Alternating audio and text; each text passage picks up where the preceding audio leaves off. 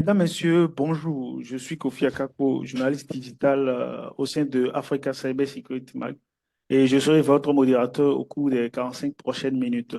Nous sommes très heureux de vous retrouver pour ce tout premier numéro des 45 minutes cyber de cette année 2024 qui a pour thème les défis du secteur industriel sur la protection des infrastructures critiques en Afrique. Avant toute chose, je tiens à vous exprimer notre gratitude pour votre participation à ce webinaire. Votre présence témoigne sans doute votre engagement envers la protection des infrastructures critiques dans une Afrique de plus en plus connectée, une réalité face à laquelle les défis se multiplient. Au cours de ce webinaire, nous aborderons les enjeux, les challenges, les solutions sur la sécurisation des infrastructures critiques et particulièrement dans le secteur industriel en Afrique. Pour en parler, ce numéro des 45 minutes cyber reçoit pour vous un invité spécial, Monsieur Papa Dam Samba, expert de la cybersécurité avec plus de 18 ans d'expérience au sein de plusieurs entreprises internationales. Aujourd'hui, il est CEO et cofondateur de Talisman Group, une société spécialisée dans la cybersécurité et la protection numérique des infrastructures critiques. Elle fournit des services de conseil d'ingénierie, de cyberdéfense et de plateformes pour protéger les industries, les États et les institutions dans le monde. Je tiens également à rappeler que tout au long de cette session, euh, nous vous invitons à participer activement. N'hésitez surtout pas à poser vos questions et à partager surtout vos préoccupations via le chat au cours de la présentation. Et ensuite, ces questions seront soumises à notre invité à la fin de sa présentation. Alors, bonjour, Monsieur Samba. J'espère que vous allez bien. Bonjour, Monsieur Kofi, je vais très bien. Merci. Merci d'avoir répondu présent à notre invitation. Je vous laisse vous présenter de façon brève et ensuite vous nous parleriez du secteur industriel, les défis pardon, du secteur industriel sur la protection des infrastructures critiques en Afrique. À vous. Merci. Merci, Monsieur Kofi. Bonjour à tous. Merci de votre présence. Je pense que vous avez tous dégagé un peu de temps pour pouvoir y participer. Je vais tout d'abord juste présenter, partager mon écran. Vous me dites si c'est bon chez vous. Oui, c'est bon, ça peut aller. Parfait. Donc, assez rapidement, bonjour, Monsieur le modérateur, Monsieur Kofi. Oui, oui, Et bonjour, puis, monsieur. merci à Cybermac de m'avoir donné l'opportunité de présenter aujourd'hui dans cette session un sujet assez passionnant et plein de challenges. Je pense que on aura ces 45 prochaines minutes l'occasion d'échanger avec vous sur nos retours d'expérience et puis aussi sur l'écosystème industriel actuellement en Afrique et un peu partout dans le monde aussi. Donc, je me présente assez rapidement. Oui. Pour mon noble, je m'appelle Papadam Samba, donc je suis euh, sénégalais et en termes de carrière, je suis expert en cybersécurité. Donc, mon parcours, j'ai à peu près maintenant 19 ans, parce qu'on est en 2024, ça va très vite. J'ai passé 9 ans de ma vie, plutôt de ma vie professionnelle chez Thales, où j'ai commencé ma carrière dans les systèmes critiques qu'on appelait souvent C2, Mission Critical System, dans la Oui. conception et l'intégration de ces différents systèmes. Donc, Mhm. ça m'a permis de pouvoir voir beaucoup de secteurs d'activité, notamment l'aérospace, la défense, l'oil and gas, les problématiques énergie, système d'énergie, les problématiques liées aux États, la défense, l'aérospatiale. Donc, plutôt avec un vernis sécurité, comment on protège et comment on design et on construit ces systèmes. Ok. Oui. Par la suite, Oui. j'ai été chez Capgemini pendant moins de 1 an, 6 mois, où j'étais en charge de définir l'offre cybersécurité industrielle. Je pense que vers 2012-2013, il y avait la LPM qui commençait à mettre en place la LPM sur la loi de programmation militaire en France. Oui. Et puis toutes les compagnies étaient en train de se préparer pour pouvoir entamer et amorcer cette transformation sur la cyberprotection. Et les Oui. 7 dernières années, avant de basculer chez Talexman, j'étais chez Accenture, où j'étais directeur cybersécurité. Je m'occupais de 4 régions, la France, Belgique, Luxembourg et les Pays-Bas, où je m'occupais globalement de conseiller les différentes organisations, les grands groupes du CAC 40 dans le domaine industriel, dans l'oil and gas, des clients que je ne peux pas citer, mais de grands groupes pour la transformation et la cybersécurité sur toute leur chaîne de valeur. Depuis 2 ans, maintenant, on a voulu se mobiliser pour l'Afrique parce il y a un défi de ressources extrêmement important dans le monde, et notamment en Afrique. On a Oui, voulu apporter notre contribution par rapport à toute cette expérience pour lancer cette entreprise qu'ils appellent Talexman Cybersécurité, spécialisée dans la protection des infrastructures critiques. Et donc, l'objet aujourd'hui, c'est de partager avec vous toute l'expérience de ces 19 dernières années un petit peu partout dans le monde et ces 2, 3 dernières années en Afrique par rapport aux clients qui nous ont fait confiance sur quel est l'écosystème de euh, de ces industries-là, quels sont les différents défis et les challenges liés à ces différents environnements.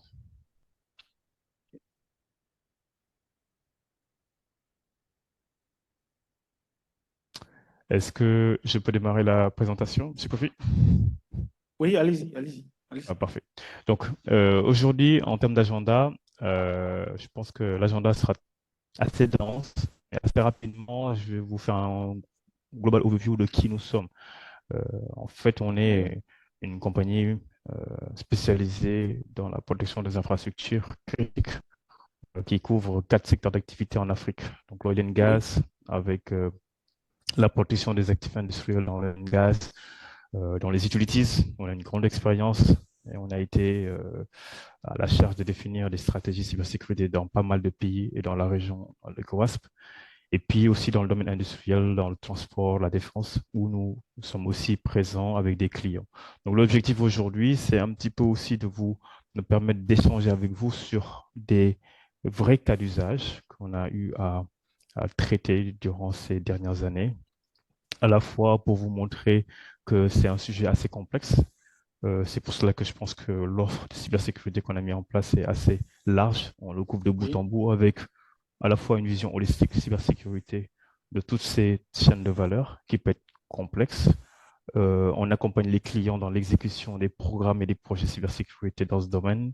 Et puis surtout, ce qui est important, c'est cette culture de cyber-résilience. Je pense que Cyber Africa Mag euh, oui. est essaie de promouvoir et on a besoin d'un écosystème pour pouvoir avoir cette culture de cybersécurité et la sensibilisation est assez importante. Euh, Donc, nos domaines d'activité globalement, je pense que vous les connaissez à peu près. C'est l'énergie, les utilities. Dans la banque, les systèmes de transport, les États ont beaucoup de problématiques autour du digital identity, l'aérospace, la défense, les télécoms, et puis l'oil and gas. Donc, on a pas mal de clients à l'international, notamment des grands groupes. On a été en charge de faire des tests sur des systèmes assez complexes dans pas mal de domaines d'activité, dans les systèmes de transport, dans le domaine ferroviaire, dans le domaine de l'énergie, des utilities, dans le domaine aussi dans l'oil and gas. Donc je vais assez rapidement, on a un agenda assez dense, mais je vais essayer d'être le plus succinct possible parce que c'est Voilà, un sujet très voilà. vaste. Oui, oui, Et aujourd'hui, l'objectif, c'est déjà de vous montrer un petit peu l'écosystème et les enjeux d'industrialisation en Afrique, euh, qui intègrent ces éléments qui sont essentiels, c'est les infrastructures critiques. Dans un deuxième temps, cette transformation, elle s'accélère avec la digitalisation et l'objectif, c'est de vous montrer quel est l'écosystème des systèmes, quel est l'écosystème de la cybersécurité industrielle, aussi de vous partager comment on fait la cybersécurité industrielle, les architectures, de vous donner des exemples et des vrais cas d'usage, de vous donner l'écosystème technologique qui est autour, comment les programmes sont faits. Souvent, ce sont des programmes qui ont été financés par des États et réalisés par des industriels ou des consortiums industriels. Et quelle est maintenant les risques qui sont liés à l'ensemble de ces différentes constructions ou des systèmes actuellement existants. Et quel est le défi en Afrique de tous ces systèmes en termes de cybersécurité et comment maintenant tous nos différents euh, États, nos agences, nos régulateurs doivent mettre en place, doivent intégrer cette cyber-résilience pour avoir une croissance durable. Euh, tout d'abord, donc voilà, donc ça c'est donc, tout d'abord, je pense qu'on est tous conscients actuellement que l'Afrique démultiplie les programmes dans tous les secteurs d'activité et l'industrialisation est indispensable. On a de plus en plus de découvertes de plateformes pétrolières, c'est ce qui se passe au Sénégal avec actuellement qui veut devenir pétrolier. Qu'est-ce que ça veut dire? Ça veut dire que le Sénégal va avoir des actifs industriels, même si ce sont des opérateurs externes qui vont venir opérer ces systèmes. Néanmoins, le Sénégal, le patrimoine de ces infrastructures, elle est au niveau des pays. On voit aussi que il y a une forte euh, euh, industrialisation dans tous les secteurs d'activité avec la construction de nouveaux data centers, la construction de nouveaux systèmes de transport ferroviaire, la construction de nouveaux aéroports. Et on voit en Afrique, particulièrement aussi dans le domaine de l'énergie, qu'il y a énormément d'investissements en fait sur l'accès à l'énergie, qui est aussi important et indispensable dans le développement en Afrique. Et comment elle se traduit? Elle se traduit par la mobilisation et l'investissement des différents pays pour augmenter leur capacité de production, de distribution. On voit en Afrique de l'Ouest, par exemple, que ces 10-15 dernières années, il a été mis en place, on a mis en place excusez-moi, un marché de l'énergie qu'on appelle le West African Power Pool, qui permet à tous les pays de pouvoir développer leur capacité de production et de pouvoir aussi les exporter. Tout ceci dit, donc, on est dans une phase d'industrialisation qui est actuellement accélérée.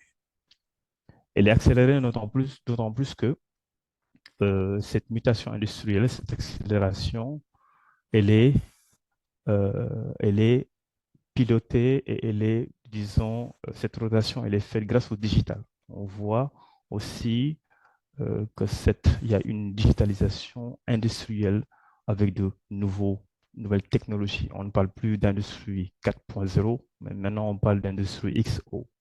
Ça veut dire on utilise la 5G qui va se démocratiser à l'échelle.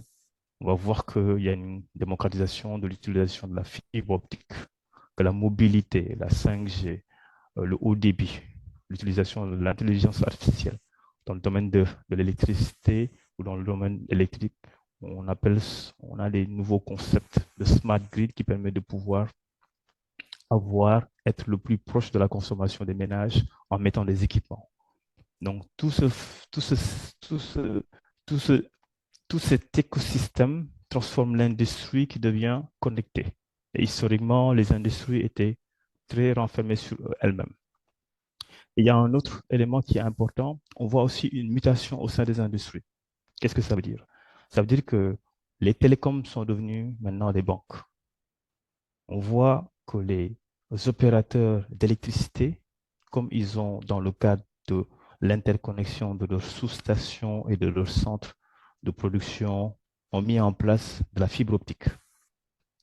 Et ces utilities et ces compagnies d'électricité sont en train de muter pour devenir des distributeurs de données. Ça veut dire qu'ils sont en train de rentrer dans le télécom. Juste pour vous dire qu'il n'y a plus de vertical dans les industries. Les industries sont en train aussi de se diversifier, qui est aussi un autre vecteur d'accélération de cette transformation industrielle. Mais quand on parle, je pense que je vais juste prendre une parenthèse pour donner quelques définitions sur qu'est-ce que c'est qu'un système industriel. Ah, globalement, dans les termes qu'on utilise, souvent, on est dans des systèmes d'information qu'on appelle IT. Donc, les systèmes d'information sont l'ensemble pour une organisation, pour une entreprise ou bien pour une industrie, l'ensemble des différents actifs qui permettent d'échanger des données à travers des serveurs, des postes de travail, des data centers. On a vu que ces dernières années, il y a eu une recrudescence de l'utilisation des objets connectés, Internet of Things. Ça veut dire qu'on a besoin d'être le plus proche du client avec de nouveaux usages dans plein de domaines d'activité, notamment le domaine médical, dans le domaine des bâtiments, on a des bâtiments connectés. Dans nos maisons, on a aussi des maisons connectées. Ces éléments-là peuvent être considérés comme un écosystème qu'on appelle un écosystème OT, c'est Operational Technology, mais ne sont pas des systèmes industriels. Et on voit une troisième catégorie de systèmes qu'on appelle des industriels IoT. Ça veut dire que ce sont des équipements industriels embarqués qui sont juste dédiés aux industries pour pouvoir être le plus proche du client. Je vous donne un exemple. Actuellement, on a tous chez nous un compteur intelligent qui permet de pouvoir recharger une carte. Donc, ces objets connectés, ces smart meters, sont de plus en plus chez les clients. Ça veut dire que ces IoT ne sont pas maintenant qu'utilisés par des clients, des end-users, mais par l'industrie. Et puis, on a un domaine qui était initialement très cloisonné, qu'on appelait les ICS ou les SCADA, qui, lui, pilote l'ensemble des différentes infrastructures industrielles et les différents process qui permettent de pouvoir avoir la productivité. Et ces infrastructures industrielles qu'on appelle des systèmes d'information industriels, elles cohabitent avec les objets connectés et on les retrouve où? On les retrouve dans les hôpitaux, on les retrouve dans les manufacturiers, dans les compagnies automobiles, on les retrouve dans les plateformes oil and gas, on les retrouve dans les centres de dispatching d'électricité. Donc, ce sont ce qu'on appelle des SCADA. Voilà. Et maintenant, qu'est-ce que c'est que la cybersécurité sur ces infrastructures industrielles? Couramment, dans les systèmes d'information IT, on avait souvent trois critères pour définir la sécurité des systèmes d'information. Souvent, ce sont des critères liés à la confidentialité de l'information, la disponibilité et l'intégrité, et aussi la traçabilité souvent. Mais c'est confidentialité, intégrité, disponibilité. Dans les systèmes d'information industriels, le paradigme reste souvent le même, mais on a des exigences de sûreté de fonctionnement. Qu'est-ce que ça veut dire? Ça veut dire que ce sont des systèmes déterministes où on a besoin de pouvoir être sûr que ces systèmes, en cas de risque et d'impact ou de faille, peuvent avoir des risques de sûreté. Une usine, quand un procédé industriel est modifié, on peut avoir une explosion d'une raffinerie. Quand un procédé ou un système industriel est compromis ou son intégrité est compromise, on peut dérailler un train. Quand un système de sûreté, quand un système industriel a des problèmes de disponibilité et qu'on se retrouve sans télécom, on peut avoir des problèmes de mise en place du service. Donc la sûreté de fonctionnement est l'un des critères les plus importants. La disponibilité, parce que ce sont des systèmes qui euh, supervisent en temps réel des composants électroniques ou embarqués, qu'on appelle souvent des automates. Et puis l'intégrité des données et l'authenticité des données, elle est extrêmement importante. Quand on fait la cybersécurité industrielle, on gère un risque. On gère un risque industriel et on gère un risque lié à des événements intentionnels ou non intentionnels. Parce qu'on parle souvent de cybersécurité d'attaque. Mais aujourd'hui aussi, on va voir un revers de la médaille qui est lié à des manquements sur la partie engineering et sur le manque de cadres qui peuvent impacter et, comment dirais-je, euh, qui peut impacter le système et mettre des failles qui sont non intentionnelles. Donc, euh, comment protéger de ces systèmes industriels qu'on appelle les IAC? C'est que la sécurité 100%, elle est utopique. La meilleure sécurité, c'est de pouvoir qu'un attaquant puisse contourner les process physiques. Donc, il faut mettre en bas le niveau de sécurité équivalent. Et au niveau de sécurité, dans les systèmes industriels, basé sur un des standards qu'on appelle la sonde 443, c'est ce qu'on appelle les security levels.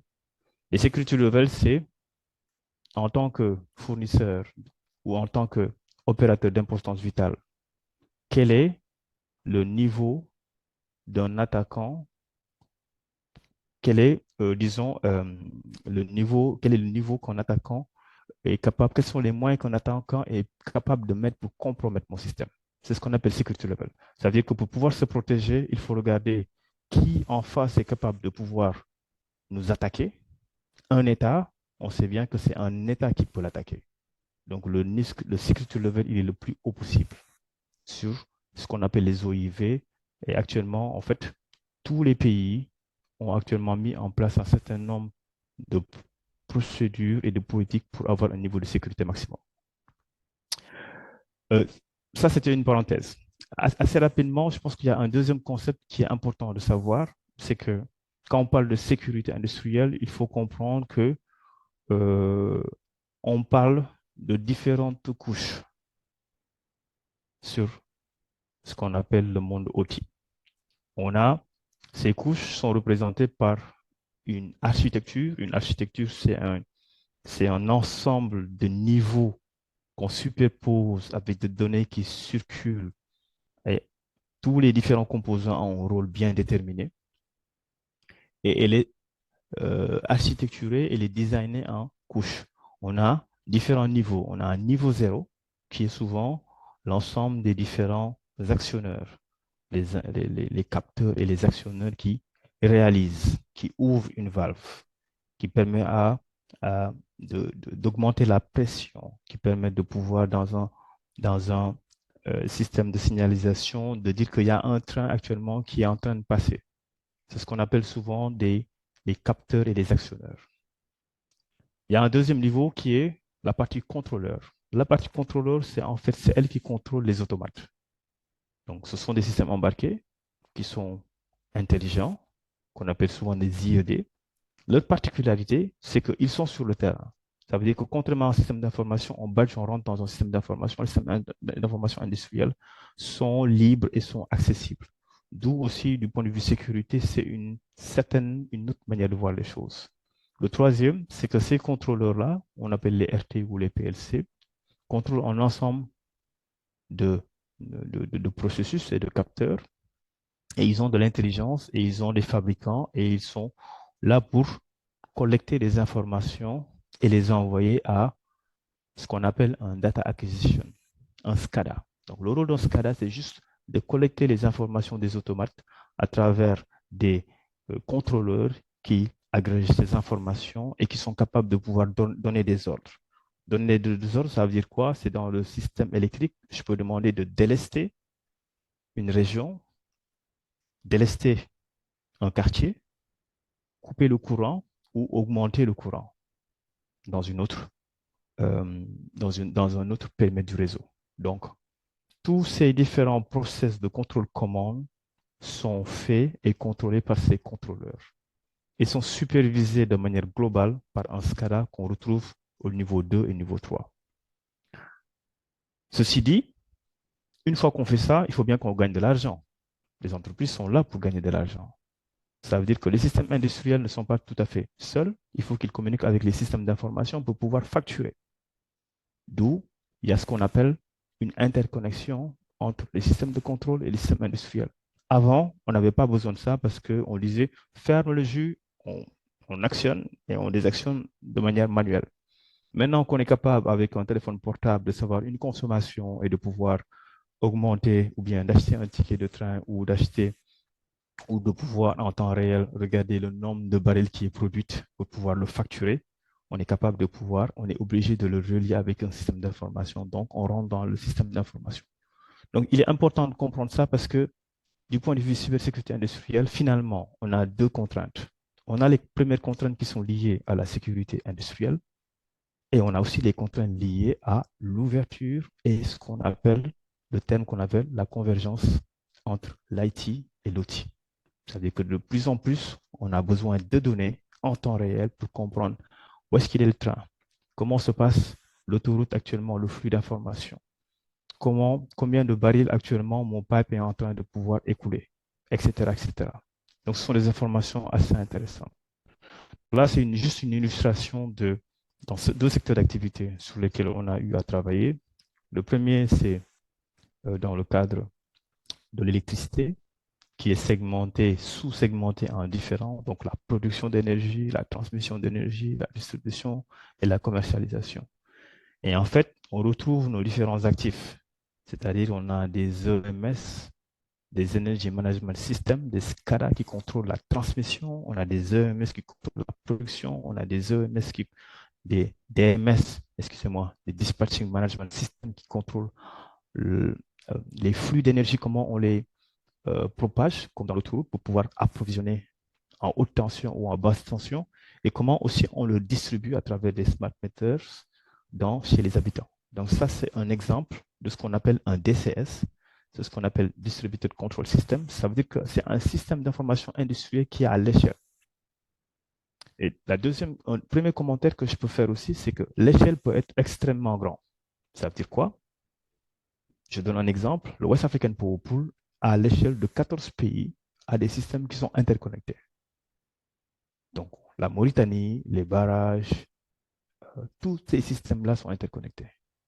Et donc, du coup, l'objectif pour eux, c'est de s'assurer que l'approvisionnement entre les pays se fasse de manière sûre et sécure. Ça, c'est un premier exemple. Le deuxième exemple, c'est dans les systèmes de train et de signalisation où on se retrouve aussi énormément de systèmes industriels qui permettent à un voyageur d'acheter un billet, de monitorer le système de signalisation, etc. Donc, juste pour vous dire que vous voyez, il y a une complexité quand même industrielle qui est assez importante, qui est un challenge.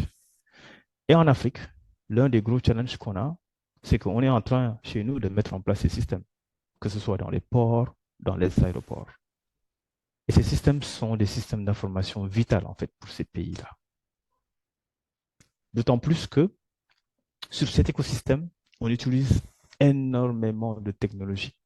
Donc ça, c'est juste pour vous donner une idée des différentes technologies qui ne sont pas des systèmes d'information classiques, mais on utilise énormément de systèmes technologies qui sont juste liées à des fabricants d'automates, à des fabricants de SCADA, qui eux aussi intègrent dans leur construction des actifs qui sont des actifs du système d'information.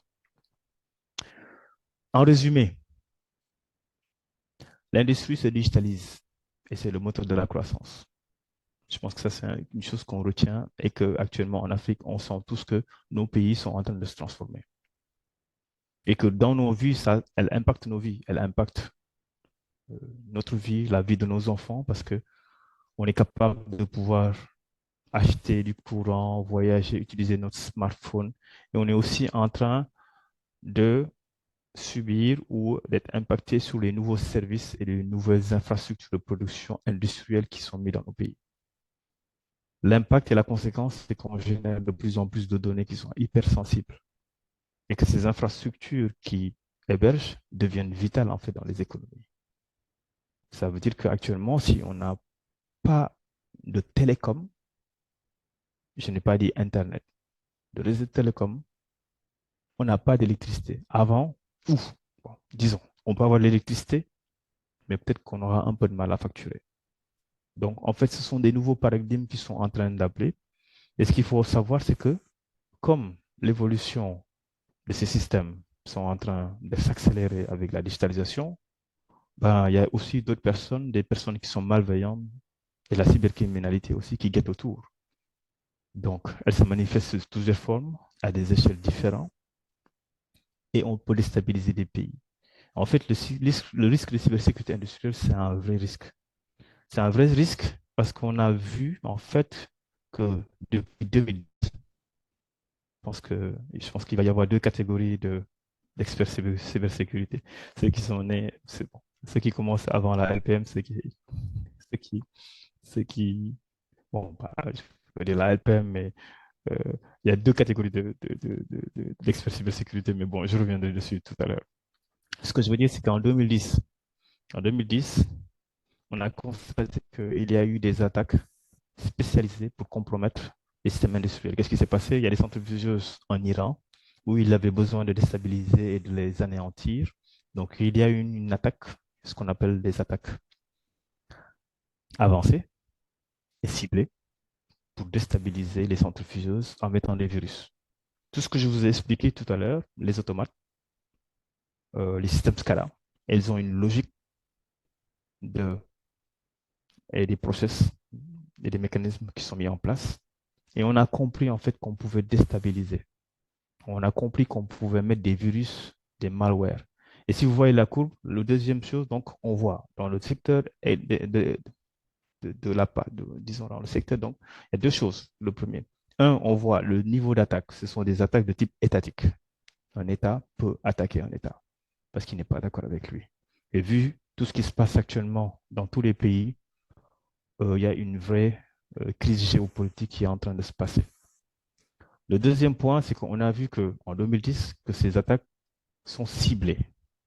Tout à l'heure, j'ai parlé de niveau de sécurité, security level. Donc, security level, le plus élevé, c'est le niveau 4. On a vu qu'il y a une diversité des attaques dans les industries. Ce n'est pas juste une industrie qui est visée.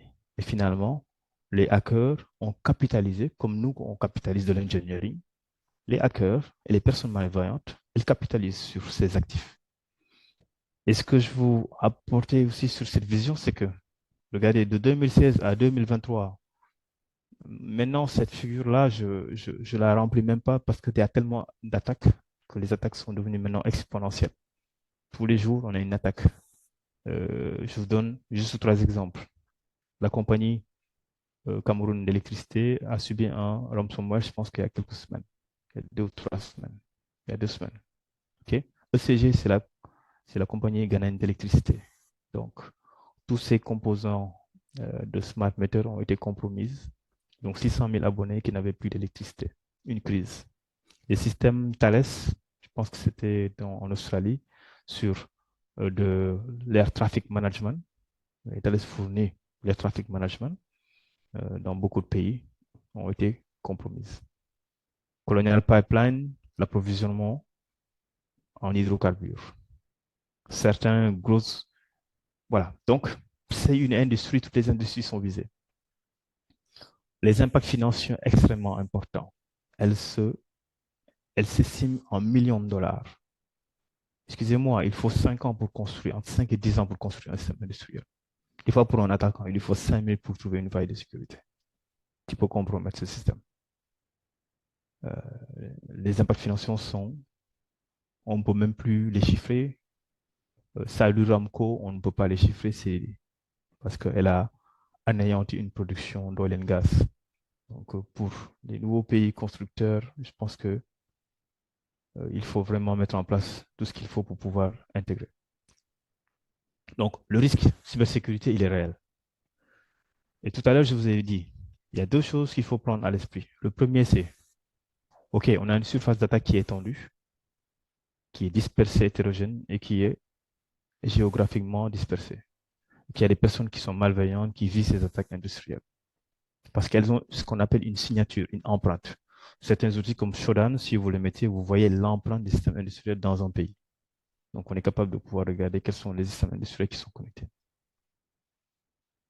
Donc, ça, c'est un facteur de hausse des risques. Mais ce que nous aussi, on voit par rapport à nos expériences, c'est que souvent en Afrique, on a des programmes clés en main. Ça veut dire qu'on a des grands groupes qui viennent, qui mettent des systèmes et qui s'en vont. La complexité des systèmes et le cadre cyber inexistant. Ça veut dire que dans ces systèmes, comme je vous ai dit, ils sont très complexes. Des fois, il faut d'abord les faire marcher et on oublie la sécurité. Et si on a, disons, en plus de ça, il y a un manque de maîtrise des technologies et des programmes. Ça veut dire qu'il faut être vraiment averti pour comprendre un système de ce type-là, comment il marche, pour pouvoir mettre les exigences de protection. Donc, dans nos pays, on a deux gros challenges et défis. Le premier, c'est que ces complexités des systèmes ne sont pas maîtrisées dans un contexte et un cadre réglementaire inexistant. En plus, le manque de maîtrise de ces technologies ou de ces programmes ou de ces industries ou la construction de ces industries dans le sens où il faut définir le besoin, les exigences. Et dans les exigences, il y a ce qu'on appelle les exigences cybersécurité de protection. Elles sont souvent manquantes. Ça aussi, c'est un facteur de risque qui est extrêmement important. Donc, il ne faut pas juste se dire que ce sont des attaques, mais l'engineering system dans le cycle de vie industriel est l'un des facteurs qui est encore extrêmement important et cause de risque. Je pense que j'ai beaucoup parlé. Il faut qu'on avance très rapidement. Et les défis, ils sont à plusieurs niveaux. Comme je vous avais dit, le manque de sensibilisation, je pense que je félicite Africa Cybermag de m'inviter pour parler de ce sujet qui est assez important parce qu'on a besoin de sensibiliser sur ce qui est aux industriels pour qu'on puisse comprendre des enjeux, que c'est dans la construction qu'on les intègre, c'est dans l'engineering, quoi. L'absence de réglementation, on est toujours, non, je veux dire, l'absence de réglementation et de politique applicable. Une réglementation, elle peut être là, mais l'appliquer dans un contexte industriel, il faut réellement aller maintenant ouvrir le pas pour regarder spécifiquement qu'est-ce qui peut être intégré ou pas. On ne peut pas juste copier la LPM, on ne peut pas juste copier le NERC pour pouvoir l'appliquer chez nous. Même si c'est des standards, on a besoin de pouvoir les, disons, tropicaliser, si je peux ainsi dire, pour pouvoir apporter une bonne réponse à ces différents challenges. L'absence d'intégration et d'investissement sur les programmes qu'on appelle les EPC, Engineering, Procurement, Construction. Ce sont les systèmes clés en main. L'État commande un système, il est livré. Il n'y a pas d'assistance de l'État en termes de cybersécurité. La protection n'est pas intégrée dans ces systèmes. Donc, le fournisseur ne le fournit pas. Tout ce que vous ne demandez pas, vous ne l'aurez pas. Il ne faut pas. Voilà. Par contre, je vois dans certains pays, je donne l'exemple de l'Éthiopie, actuellement qui est en train de faire un travail faramineux dans ce secteur-là. Je pense que c'est une belle vitrine. On a la chance de travailler avec eux, mais c'est extrêmement, ils ont une vraie volonté d'intégrer ces éléments-là. L'écosystème cybersécurité, pénurie de ressources. En cybersécurité industrielle, c'est encore pire. Donc, si vous cherchez du boulot, moi je recrute, ça, c'est entre parenthèses. Et puis, la faible capacité des CERT dans ce domaine-là. Alors qu'on sait que sur le plan international, que tous les États, les États-Unis, l'Europe est en train de mettre en place ces cadres. Il y a des cadres sectoriels, que actuellement il y a des standards ISO et des 62443 de cybersécurité qui sont liés à comment on fait des programmes qui sont en place. Que l'écosystème est en train de promouvoir ce secteur-là. Donc, les impacts, je pense qu'on en a parlé. Premier, il y a la sûreté de l'État, donc certains événements redoutés dans les secteurs pour les coups et des dommages importants. On a parlé de blackout, de mobilité qui peuvent être d'un élément qu'on ne prend pas souvent en compte, c'est la fraude. Beaucoup de compagnies oil and gas souffrent d'un manque de sincérité des données des exploitants. C'est aussi un autre facteur. Du point de vue économique, on a parlé des impacts financiers. Du point de vue social, il y a eu aussi en Sierra Leone, suite à un blackout, la population qui s'est révoltée. Donc, les impacts en termes de mobilité, en termes sur le social est important. Tout ceci dit, en conclusion, on a eu la chance de capitaliser sur pas mal d'années, c'est-à-dire sur la mise en place de la sécurité industrielle. Et elle est différente en Europe, elle est différente, son application, elle est différente en Afrique. Elle est différente en Europe parce que l'Afrique n'a ce qu'on appelle pas de legacy. Le legacy, ça veut dire qu'elle n'a pas une dette extrêmement forte, contrairement à l'Europe. L'Europe était industrialisée. Elle devait rattraper sa dette. En cybersécurité, elle a mis beaucoup de moyens. Notre niveau d'industrialisation n'est pas actuellement au summum. On est en train. Et je pense que c'est une bonne opportunité de ne pas faire les mêmes erreurs qu'en Europe. Parce que l'Europe essaie de nous pousser ses erreurs quand elle nous met des programmes de type EPC. Donc, je pense que ça, c'est un premier élément. Par rapport à ça, je pense que le premier élément qui peut être important, c'est la mesure du risque. Donc, identifier le niveau d'exposition des systèmes industriels, le risque lié à des événements intentionnels ou non intentionnels, sur l'ensemble de la chaîne de valeur, sur les industries, et en définissant une stratégie, en définissant les investissements, l'organisation et préparer nos pays, nos industries à être prêts à cette résilience. Parce qu'il y a de nouveaux métiers qui sont en train qui doivent impérativement être mis en place et on a besoin de ça. Comment on fait, comment on mesure les risques? Ce sont des évaluations. On a eu beaucoup d'expérience dans les évaluations avec plusieurs types d'évaluations, des évaluations hyper techniques avec des gens très smart qui sont capables de pouvoir attaquer un système, simuler une attaque. montrer qu'on est capable de pouvoir le compromettre. Le deuxième, c'est juste en regardant un système, on sait que le système il est vulnérable avec l'architecture, l'organisation. On sait que certains pays ne sont pas prêts pour pouvoir accueillir de nouvelles industries. Une fois qu'on mesure le risque, on définit la trajectoire de résilience et on transforme. L'industrie doit être transformée. Elle est inévitable. La transformation cybersécurité, elle est inévitable. On a eu l'occasion de vivre cette transformation en 2014 dans pas mal d'industries. Dans l'oil and gas, ils ont injecté énormément. Certaines compagnies ont investi plus de 100 millions de dollars, 150 millions de dollars pour mettre à jour leurs dettes et être résilients. Ils sont restés 10 ans pour en arriver, même avant que les réglementations voient le jour. Donc, il est inévitable que dans nos pays, on puisse aussi intégrer ces éléments-là dans le cycle de mise en place de ces systèmes industriels. Le deuxième, il faut transformer l'industrie, donc développer les capacités, designer, construire les compétences appropriées à l'échelle. Et le troisième, il faut contrôler, améliorer en intégrant cette culture de cyber-résilience. Parce qu'il ne faut pas se leurrer, les attaques, elles vont arriver. C'est une question de temps. Maintenant, est-ce que cet écosystème est prêt à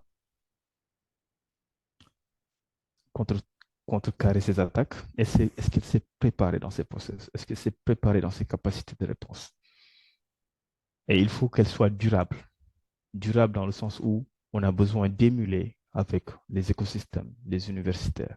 On a besoin d'émuler avec tous les sécurité practitioners, avec la communication, avec les industriels, pour que cet écosystème local, mutualisé, africain, parce que je pense qu'on a un problème de mise à l'échelle et on est en Afrique, je pense qu'il faut vraiment qu'on crée cet écosystème intégré pour pouvoir apporter ces défis. Certains pays ont eu la chance de travailler en Éthiopie sur des systèmes extrêmement avancés, comment répliquer et s'en inspirer. Certains pays sont en train de faire de la cybersécurité dans le domaine ferroviaire, comment s'en inspirer pour pouvoir le faire. Certains pays, en termes d'électricité, ont déjà intégré cette stratégie et sont en train de mettre tout le cadre, comment s'en inspirer. Donc, tous ces défis sont des défis majeurs pour nos industries, pour nos économies. Et je pense que j'ai beaucoup parlé et merci à vous. J'espère que le discours a été clair. Le domaine est extrêmement large et assez complexe avec beaucoup de notions. Et le mot de la fin pour moi, c'est juste de dire que je pense qu'il est important que dans notre trajectoire et dans nos différentes économies d'intégrer ces éléments, que ce soit des stratégies activables, réalisables. Voilà. Donc, Monsieur Kofi, je pense que j'ai beaucoup débordé peut-être. Oui, merci, Monsieur Samba, pour votre intervention très instructive d'ailleurs. On remarque encore une fois que le secteur industriel africain évolue de manière progressive face aux défis sur la protection des infrastructures critiques et, et bien d'autres encore. Merci, chers participants, pour votre oreille attentive à cette présentation de notre cher invité. Nous sommes à présent à la phase questions-réponses. Je laisse le micro à mon collègue Malik afin qu'il nous lise les questions des participants qui se trouvent dans le chat. Merci. Allô, Malik, tu es là? Oui, bonjour. Donc, la première question que j'ai reçue, Oui. donc, elle porte d'abord, elle porte elle est la suivante plutôt. On Oui. constate des coupures Internet dans certains pays. Cela n'augmente-t-il pas les risques cyber dans le secteur industriel, surtout lorsque nous parlons des organisations d'importance vitale qui s'appuient sur des systèmes critiques? Est-ce que Effectivement, je... merci pour la question. Non, non, Super. je pense que c'est clair pour moi. Je pense que c'est une très bonne question. Effectivement, je vais juste vous donner un retour d'expérience. Les choses qui se sont bien faites et qui se sont mal faites. Mais je confirme, l'utilisation et les coupures Internet, ils ont une importance capitale dans les différents pays. C'est pour cela que je pense qu'il y a 2 mois ou 3 mois, euh, j'ai eu la chance de faire un séminaire au niveau de la RTP en termes de sensibilisation. Et la thématique sur laquelle on était en train de parler, c'était quel est, quels sont les enjeux au niveau de la régulation des télécoms. Pourquoi la question qui se posait, c'est que effectivement, on voit de plus en plus que certains systèmes industriels comme l'électricité, elle est basée, elle utilise beaucoup les télécoms et que ce périmètre n'est pas réglementé. Ça veut dire quoi? Ça veut dire que il peut y avoir deux cas de figure. On a eu l'occasion de travailler dans un pays où on utilise le réseau public Internet pour pouvoir faire passer la donnée qui est liée à des informations industrielles. Ça veut dire que si le réseau Internet est coupé, le système en pâtit. Ça, c'est un premier point. Donc, comme il n'y a pas de réglementation, donc il n'y a pas de garde-fou. Donc, effectivement, il y a un impact, il peut y avoir un impact considérable. Le premier impact, c'est un réseau Internet est exposé et on est capable de pouvoir le compromettre et de pouvoir se faire passer pour pouvoir compromettre le système industriel. Ça, c'est un risque qui est extrêmement élevé. Le deuxième, c'est qu'on est capable de pouvoir, par rapport à ce système, compromettre l'ensemble des différents objets qui sont sur Internet. Dans certains pays, ce n'est pas le cas. Ils ont fait du design pour avoir ce qu'on appelle des réseaux privés, des APN dédiés. Mais c'est toujours pas réglementé. Ça veut dire qu'ils ont choisi juste de cloisonner ces différents télécoms, ces différents canaux télécoms pour pouvoir éviter ces types d'attaques. Donc, ils sont mieux protégés, mais pas comme il faut. Donc, le discours qu'on avait au niveau de la RTP, c'est de dire quel est le rôle de la RTP dans ce cadre où il faut définir. Certains systèmes sont essentiels, ils sont vitaux. Okay? Il est impératif de pouvoir réserver les bandes de fréquence, les APN pour ces systèmes et que le niveau d'exigence sur ces APN soit le plus robuste possible parce que si elles sont compromises, toute une population peut être impactée. Donc, je confirme que oui, dans certains pays où il y a des restrictions d'Internet, il peut y avoir des impacts. La plupart des pays ont fait un design dans lequel peut pouvoir être en dehors d'Internet dans la communication, mais pas tous. On voit actuellement que Wave ou d'autres systèmes sont des systèmes financiers, disons, par essence, et on a besoin d'échanger des données. Quand il y a une coupure Internet, comme ce qui se passe actuellement au Sénégal, il peut y avoir des impacts.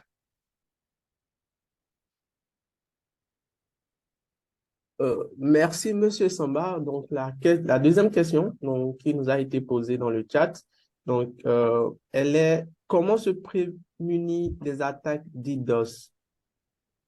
Oui, les attaques DDoS, en fait, une attaque DDoS, c'est une attaque de saturation. Ça veut dire que on a un réseau, on les sature et on essaie de faire tomber les différents, comment dirais-je, barrières de protection, parce qu'on sature le réseau avec des bandes passantes.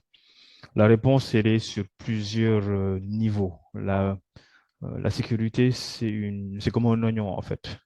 Et le cœur, c'est la donnée. Donc, il faut mettre les oignons, les couches de sécurité en fonction du niveau de risque de DDoS.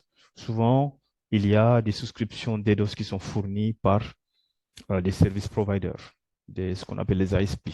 Donc, il faut, essayer de il faut souscrire à des services DDoS. Le deuxième, c'est certains systèmes qui sont les plus critiques. Il ne faut pas les exposer sur Internet si on n'en a pas besoin. Donc, il faut pouvoir mettre en place un certain nombre d'éléments qui permettent des VPN pour pouvoir avoir des flux sécurisés de bout en bout pour les gens qui se connectent depuis l'extérieur. Souvent, ce sont les deux cas d'usage qu'on voit. Un, ce sont les offres de services cloud actuellement sont assez matures sur ça. Donc, on est capable de pouvoir rerouter le trafic quand on sent qu'il y a une attaque DDoS. Et ce sont des fournisseurs des anti-DDoS service providers. C'est pas en mettant N firewall au niveau de votre backend, de votre data center, que vous pouvez toujours vous prémunir de ces attaques. Donc souvent, ce sont des services qu'on achète à l'extérieur pour pouvoir se prémunir. Et souvent, le cloud et les services cloud ou les CASB, il y a des systèmes de type ce qu'on appelle le CASB, permet de pouvoir s'en prémunir. Et pour la question suivante, donc, elle nous vient de Monsieur Adrien Prédi. Bonjour. Pensez-vous que la culture de la sécurité sur l'ensemble de la société et la réglementation en Afrique évolue-t-elle suffisamment vite pour faire face aux enjeux de risque? Pour moi, non, parce que tout ce qu'on voit ces dernières années en Afrique, les gens sont en train de se battre pour pouvoir justifier ou trouver des budgets. Ce n'est pas encore comme il faut et disons la la sécurité est le parent pauvre. En fait, les est le parent pauvre. Un des commentaires que je peux donner, une des analyses que je peux donner, c'est que souvent la cybersécurité, elle est souvent une question technique. Elle n'est pas stratégique. Donc, elle n'est pas décidée au plus haut niveau. Une fois qu'elle est stratégique, elle n'est pas intégrée avec les réalités locales. Ça veut dire qu'il y a des agences qui sont créées et qu'il n'y a pas en fait cette dépendance, non, cette communication et cette simulation, cet écosystème entre les industriels, les besoins industriels et aussi leurs contraintes. Parce qu'en fait, il ne faut pas que la sécurité, la réglementation ne viennent que appliquer des contraintes. Il faut réfléchir avec les industriels sur comment préserver et intégrer ces risques dans leur trajectoire et dans leur stratégie industrielle ou dans leur stratégie d'entreprise. Et pour le moment, en Afrique, vous voyez, aux États-Unis, en Europe, on a des départements, des agences spécialisées qui ont énormément de moyens, le département de la défense, Homeland Security, qui lui est en charge de définir toutes les normes dans toutes les industries pour protéger l'écosystème et l'économie. En Europe, on voit ça le jour. Pour le moment, c'est extrêmement embryonnaire au niveau en Afrique. Les agences peinent à décoller. Quand ils décollent, ils peinent à définir des stratégies. Souvent, excusez-moi, on fait du copier-coller de ce qui se passe sur l'ANSSI, on essaie de l'appliquer alors qu'on n'est pas dans un cadre de ce type-là, ou bien dans d'autres domaines. Et je pense qu'il faut vraiment avoir une réflexion poussée sur qu'est-ce qu'on veut protéger, quel est le risque dans nos pays et comment faire de telle sorte que ces risques soient vraiment intégrés, mais avec le bon niveau d'expertise, ce qui manque souvent. Le deuxième point, c'est que cette souveraineté, cette expertise, elle doit être souveraine. Si on prend un tiers pour pouvoir définir une stratégie de souveraineté qui n'a pas intérêt à ce que ça se passe, je pense qu'on connaît le schéma et les impacts. C'est pour cela aussi que dans beaucoup de pays, pour travailler dans certains cadres, il faut être accrédité, il faut être confidentiel défense ou être une société, voilà. Donc, avec pas mal de réglementations sur ça pour pouvoir aussi avoir et protéger ces différentes industries. Nous avons beaucoup de questions dans le chat. Malheureusement, nous ne pouvons pas répondre à toutes les questions, mais je tenais quand même à préciser que nous avons très bien noté toutes les questions, donc qui seront remontées à l'ensemble de l'équipe et l'expert apportera donc les réponses à cela que nous partagerons avec vous. Et donc, je prendrai une dernière question donc, qui porte sur les impacts financiers. Donc, il s'agit, quels sont les défis financiers associés à la sécurisation des infrastructures critiques en Afrique? Et quelles sont les stratégies possibles pour surmonter ces obstacles? Les défis, très nombreux, je pense qu'on les a laissés sur la présentation. Si vous n'étiez pas là, je pense que vous allez les voir. En termes, les défis en termes d'investissement, en fait, moi, je pense que souvent la solution, elle est assez simple. Elle est assez simple si on l'intègre dans l'intégration des systèmes et dans la construction des programmes EPC sur les investissements. Je pense que la moitié du chemin est faite. Après, il reste une moitié du chemin que maintenant, quand on met en place, il faut le rester sécure. Donc, il y a un investissement. Et il y a un défi, il y a des challenges. sur le modèle. Qui paye? Comment on le fait payer? Dans, euh, dans, dans, pour le maintenir. Parce que, en fait, ça a des coûts. La protection, ça a des coûts. Je vous donne juste un exemple. Il faut le pouvoir prendre de ce point de vue-là. Quand il se passe quelque chose chez vous, vous appelez la police. Vous avez une infraction, quelqu'un rentre chez vous, vous appelez la police. Donc là, vous êtes citoyen, par défaut, vous êtes protégé par la loi, etc. Quand vous êtes une entreprise, une organisation, une industrie, quand vous vous faites hacker, vous appelez pas la police. Vous appelez un privé. Donc, ou bien un public qui essaie de faire au mieux, qui va appeler un privé. Donc, en fait, le modèle n'est toujours pas actuellement adéquat. Moi, je pense qu'il y a un challenge sur la réflexion. Comment on fait financer la cyber sur ces infrastructures-là?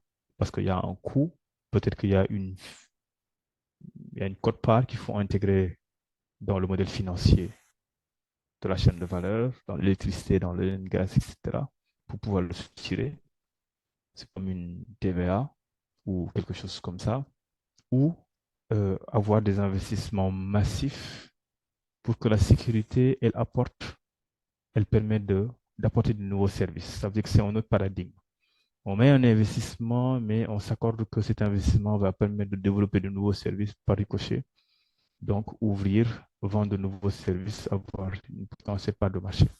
Et c'est ce qui se passe souvent dans pas mal de groupes. Merci, Monsieur Samba. Merci, Malik. Et voilà, mesdames, messieurs, nous sommes au thème de ce webinaire qui porte sur les défis du secteur industriel sur la protection des infrastructures critiques en Afrique. Permettez-moi de faire un petit récapitulatif des points clés abordés aujourd'hui. Nous avons eu à parler de la cybersécurité industrielle, de l'écosystème technologique des systèmes industriels. Ensuite, nous avons également évoqué les défis de la cybersécurité industrielle en Afrique et la cyber-résilience des infrastructures critiques en Afrique. Enfin, notre invité a exposé quelques approches nécessaires pour intégrer la cyber-résilience dans le secteur industriel africain. Alors, il est important que le secteur industriel africain suive des solutions innovantes pour renforcer la résilience des infrastructures critiques, adopte des stratégies de défense avancées et des normes de sécurité rigoureuses dans cette lutte numérique afin de protéger les industries émergentes du continent.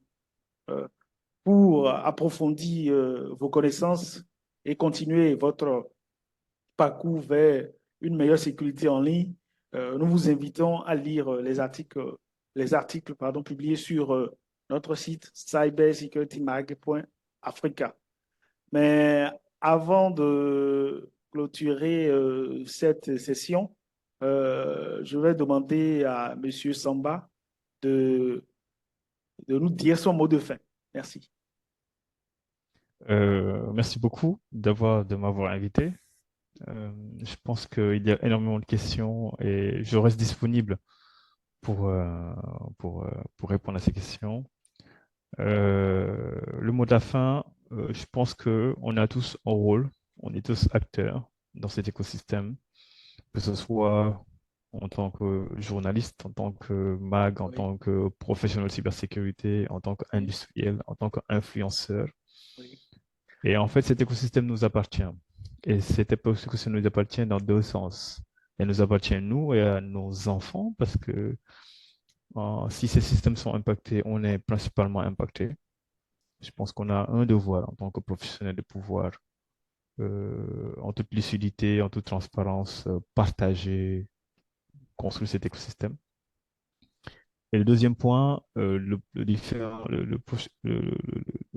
dernier point que je voulais souligner sur ça, c'est que il est aussi important que cette mobilisation, elle soit, disons, elle ne soit pas juste, euh, et que cette transformation soit vraiment euh, amorcée. Donc, je pense qu'il est important euh, que cet écosystème 1 soit mis en place, c'est-à-dire que nos contributions, et nos contributions, surtout la partie académique, la formation des jeunes, les talents, parce que le marché cybersécurité est extrêmement intéressant euh, et ça est un marché qui peut être prometteur pour les jeunes pour pouvoir accéder à un emploi durable et que le modèle peut être aussi durable parce que en valorisant les compétences locales, en valorisant l'écosystème local, on est capable de pouvoir apporter de nouvelles solutions et des défis et de croire à l'Afrique. Je pense que c'est plutôt ça, quoi. Il faut croire à l'Afrique et croire à nos talents, croire à ce qu'on peut nous-mêmes réaliser pour nous et ne pas attendre que ça vienne de l'extérieur. Merci, Monsieur Samba. Nous tenons à exprimer nos sincères remerciements à tous les participants qui ont assisté à ce webinaire, pardon. N'oubliez surtout pas que notre équipe est toujours là pour vous accompagner.